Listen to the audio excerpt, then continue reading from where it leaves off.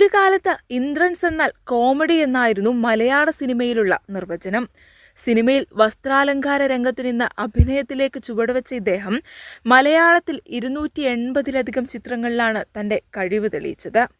ഇന്ദ്രൻസ് എന്ന ഓമനപ്പേരിൽ അറിയപ്പെടുന്ന സുരേന്ദ്രൻ കൊച്ചുവേലു അഥവാ കെ സുരേന്ദ്രൻ തനിക്ക് കിട്ടുന്ന കഥാപാത്രങ്ങൾ മികച്ചതാക്കുന്നത് പോലെ തന്നെ തന്റെ എളിമ കൊണ്ടും വിനയം കൊണ്ടും ആളുകളുടെ മനസ്സിൽ ഇടം നേടുകയാണ്. കോമഡിക്ക് പുറമെ സീരിയസ് കഥാപാത്രങ്ങളും തനിക്കിണങ്ങുമെന്ന് തെളിയിക്കുന്ന മികച്ച ചിത്രങ്ങളും അദ്ദേഹം നമുക്ക് സമ്മാനിച്ചിട്ടുണ്ട്.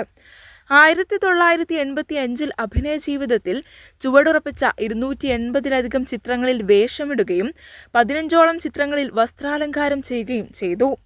മലയാള സിനിമയിൽ വിനയത്തിൻ്റെയും എളിമയുടെയും കാര്യത്തിൽ ഇന്ദ്രൻസിനെ പോലെ ഇന്ദ്രൻസ് മാത്രമേ കാണൂ.